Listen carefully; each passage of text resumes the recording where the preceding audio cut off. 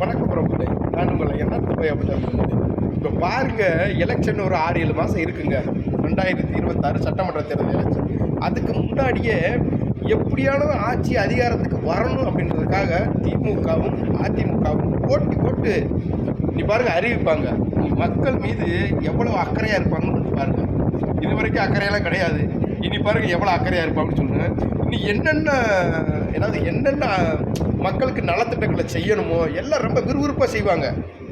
அதே போல் வாக்குறுதிகளையும் அள்ளி விதைப்பாங்க. ஏன்னா ஆட்சி அதிகாரத்துக்கு வரணும்ல. ஆட்சி அதிகாரத்துக்கு வர்றதுக்காக வாக்குறுதிகள் என்னென்னலாம் சொல்லணுமா. இப்போ என்ன செய்வாங்கன்னா, இப்போ அரசு அதிகாரிகளுக்கெல்லாம் என்னென்ன நிபந்தனைகள்லாம் நம்ம வாக்குறுதி சொன்னோம் அதெல்லாம் நிறைவேற்றணும் அப்படின்னு கண்டிப்பாக சொல்லுவார் ஐயா ஸ்டாலின். கண்டிப்பாக சொல்லுவார். அதே போல் மகளிருக்கு 1000 ரூபா கொடுக்குறாங்களா, அதை கூட ஒரு 500 சேர்த்து கொடுக்க போகிறாங்களா. 1500 கொடுத்து வாக்குகளை வாங்கி ஜெயிக்கிறதுக்கு வழிவகை செய்ய போகிறாங்களாம்.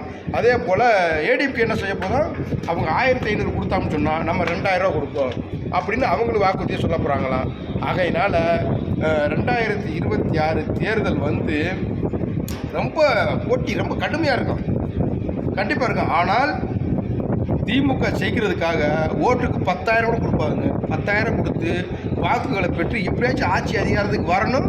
உதயநிதி ஸ்டாலின் அவர்களை முதலமைச்சர் அமர வைக்கணும். கூட்டணி கட்சிகள் கூட எல்லாத்தையும் பேசிட்டாரு ஐயா ஸ்டாலின் அவர்கள். எனக்கு வயசாயிருச்சு, இந்த 2026 ஜெயிச்சு உதயநிதி ஸ்டாலின் அவர்களை முதலமைச்சர் பதவியில் உட்கார வைக்கணும் அப்படின்ட்டு பேரமெல்லாம் பேசி முடிச்சுட்டாங்க. தகவல் சொல்கிறாங்க. இது கண்டிப்பாக உண்மையாக தான் இருக்கும். ஏன்னா திமுக கூட்டணி கட்சியில் இருக்கிறவங்களுக்கு மானம், வெக்கம், சூடு, சுரணை எதுவுமே கிடையாது. ஓட்டுக்கு பணம் கொடுக்கணும், எலெக்ஷன் டயத்தில் திமுக காசு வாங்கணும், எலெக்ஷன் நிற்கணும், பதவிக்கு வந்துடணும். பதவிக்கு வந்த ஒருபாடு திமுக என்ன வேணாலும் செய்யட்டும், எதையும் கண்டுக்கிற மாட்டாங்க கூட்டணி கட்சியில் இருக்கும்போது.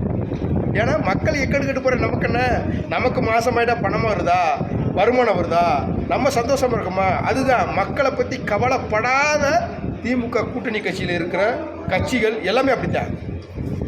அதுதான் நடக்கும். மக்களே, நீங்கள் தான் சிந்தித்து வாக்களிக்கணும்.